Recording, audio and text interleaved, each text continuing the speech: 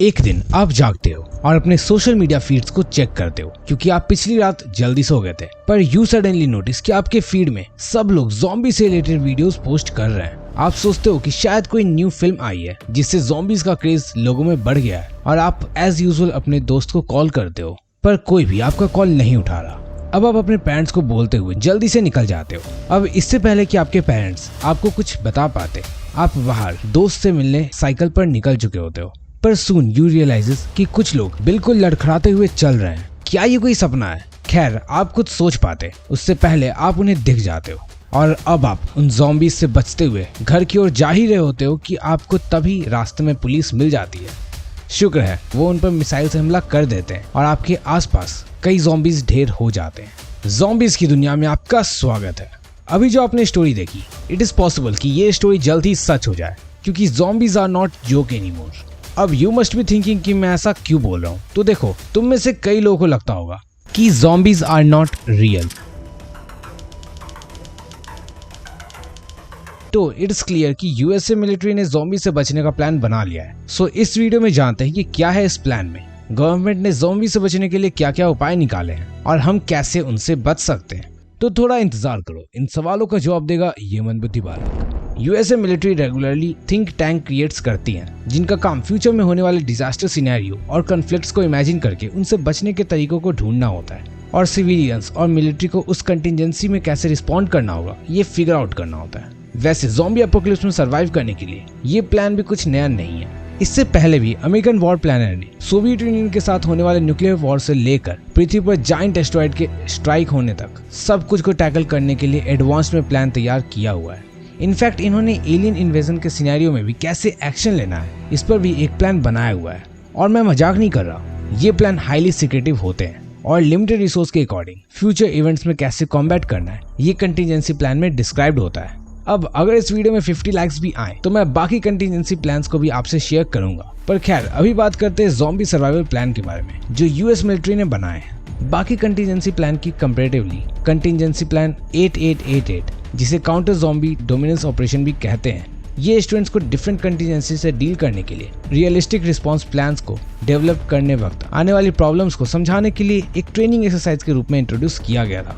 Simply कहूँ तो इस कॉन प्लान 8888 को एस्पायरिंग मिलिट्री स्टूडेंट्स को ज्वाइंट ऑपरेशन प्रोसेस जैसे बोरिंग चीज को क्रिएटिव तरीके से समझाने के लिए बनाया गया था, जिससे मिलिट्री पर्सनल ज्यादा इंगेज्ड रहे और इजीली फंडामेंटल्स को याद रख सकें।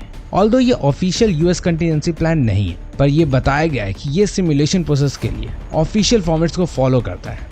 अब क्योंकि ये as a teaching exercise introduce किया गया था और ज्यादा सीरियसली इसे नहीं लिया गया, इट डजंट मीन कि ये क्रेडिबल सर्वाइवल प्लान और फुल्ली फंक्शनल प्लान नहीं हो सकता है।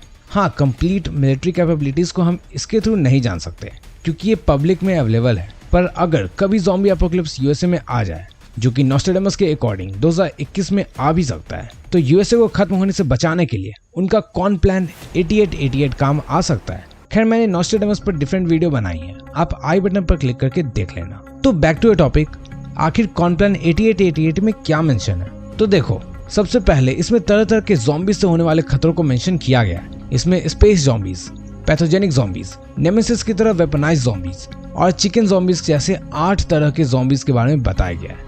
इसके बाद इस प्लान में रेन वाटर कंजर्वेशन के नीड को एक्सप्लेन किया गया है, दैट ज़ॉम्बी एपोकलिप्स में वाटर की क्राइसिस हो जाएगी, कई पब्लिक सर्विसेज काम नहीं करेंगी और ग्राउंड वाटर या रिवर वाटर पॉल्यूटेड और इन्फेक्टेड होने के कारण पीने लायक नहीं होंगे।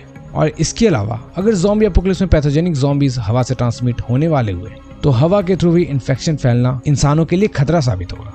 इसके बाद ज़ॉम्बी एपोकलिप्स में होने वाले रिस्पॉन्सेज को 5 फेज में एक्सप्लेन किया गया है।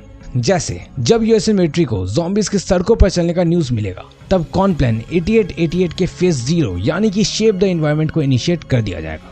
इस फेज में यूएस वॉर फाइटर्स को रूटीन ऑपरेशन परफॉर्म करने के लिए कहा जाएगा। इसके अलावा मिलिट्री और सिविल एजेंसीज ज़ॉम्बीज किस वजह से फैल रहे हैं ये फाइंड आउट करेंगे और कहां से इसकी शुरुआत हुई ये पता लगाएंगे। इसके बाद इस वायरस को कंटिन्यूअसली मॉनिटर किया जाएगा। जैसे ही ये क्रिटिकल लेवल पर पहुंचेगा, यूएसए मिलिट्री तैयार हो जाएगी, कुछ को इनसे डील करने भेजा जाएगा। वहीं बाकी सब मिलिट्री फोर्सेस को न्यूक्लियर, बायोलॉजिकल और केमिकल वेलफेयर ट्रेनिंग की रिवीजन दी जा रही होगी, जो ऑलरेडी उनके ट्रेनिंग का पार्ट है। फेज 1 यानी कि डिटर, ये यूएस स्ट्रेटेजिक कमांड के वार्निंग ऑर्डर के बाद शुरू होता है। इसमें गवर्नमेंट उन सारे unethical bio research company terrorist group और खतरनाक नेबर स्टेट्स को रोकने की कोशिश करते हैं जो ज़ॉम्बीज के फैलने में साथ दे रहे हैं या एपोकलिप्स का एडवांटेज लेते हुए अपने गलत एजेंडा को एक्सपैंड कर रहे हैं। इसको रोकने के लिए यूएस ने टॉक्सिक और कंटेमिनेटेड एरिया में सरवाइव करने की और ऑपरेट करने की कॉन्फिडेंस को डेमोन्स्ट्रेट करने के लिए लार्ज स्केल पर ट्रेनिंग करने की प्लान बनाई है।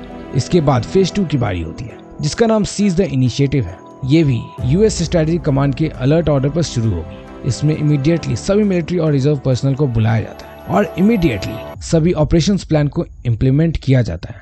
इस प्लान के अकॉर्डिंग सभी थल, जल और वायु सेना को कम से कम 35 दिनों के लिए डिप्लॉय किया जाएगा। जब ज्यादातर कमांड और कंट्रोल सेंटर्स ज़ॉम्बीज के द्वारा ओवरटेक कर लिए जाएंगे तब यूएस के न्यूक्लियर और ग्लोबल वॉरफेयर कैपेबिलिटीज न्यूक का पोटेंशियल यूज करने के लिए तैयार होंगे। अब इन मिलिट्री प्रिपरेशन के दौरान किसी आपसी देशों में वॉर के मिसअंडरस्टैंडिंग से बचने के लिए बाकी चाइना जैसी न्यूक्लियर आर्म कंट्रीज के साथ ट्रस्ट बिल्डअप करने की कोशिश करेंगे। इससे कई सारे डाउट्स क्लियर हो जाएंगे। लाइक वी ऑल नो, जब कोरोना आया चाइना को बार बार यूएसए के प्रेसिडेंट ट्रंप ने घेरे में ले लिया, जिस डाउट को कभी चाइना ने सामने से आकर क्लियर नहीं किया। तो इस फेज में इसी का ध्यान रखा जाएगा कि किसी नेशन के बीच मिसअंडरस्टैंडिंग के कारण कोई जंग ना शुरू हो जाए। फेज 3 यानी कि डोमिनेंस इस एपोकलिप्स का टर्निंग पॉइंट है। इसमें यूएस स्ट्रेटेजिक कमांड के डायरेक्ट ऑर्डर से ज़ॉम्बी के अगेंस्ट मास स्ट्राइक शुरू हो गई। मतलब जो भी आर्मी पर्सनल ज़ॉम्बी देखेंगे उन्हें वहीं ढेर कर दिया जाएगा, या ज्यादा ज़ॉम्बीज की भीड़ होने पर उस जगह को मिसाइल से, न्यूक्लियर बॉम्ब से या बाकी कॉम्बैटिव टेक्नोलॉजी से उड़ा दिया जाएगा और फिर सबको जलाकर राख कर दिया जाएगा। क्योंकि एक सिंगल ज़ॉम्बी सर्वाइवर भी दोबारा आउटब्रेक को शुरू कर सकता है और चूंकि ये पीक टाइम होगा तो सभी मिशन एसेंशियल पर्सनल को लॉकडाउन शेल्टर और इमरजेंसी सपोर्ट एटलीस्ट 35 डेज के लिए प्रोवाइड करी जाएगी। आफ्टर दैट फेज 4 जिसका नाम स्टेबलाइज एनवायरनमेंट है, ये नाम से ही क्लियर है कि इतने केओस के बाद सब चीजों को स्टेबलाइज करने की प्रक्रिया शुरू होगी। ये फेज 3 ऑपरेशन के कम से कम 40 दिन बाद शुरू होगी और इसके बाद उस जगह का इंस्पेक्शन किया जाएगा कि क्या क्या चीजें अभी भी सही हैं, जैसे कि वाटर सप्लाई, सीवेज और line of communication, basic infrastructure services की क्या कंडीशन है। इन जगहों पर और मिलिट्री पर्सनल हर एक जगह की छानबीन करेंगे ताकि किसी सिविलियन को शिफ्ट करने से पहले सब इन्फेक्टेड जगह रहने लायक हो जाए। और इसके अलावा पूरे एनवायरनमेंट को चेक किया जाएगा कि कहीं कोई ज़ॉम्बी इन्फेक्शन तो लोकल वाटर बॉडीज या एनवायरनमेंट में मौजूद तो नहीं है।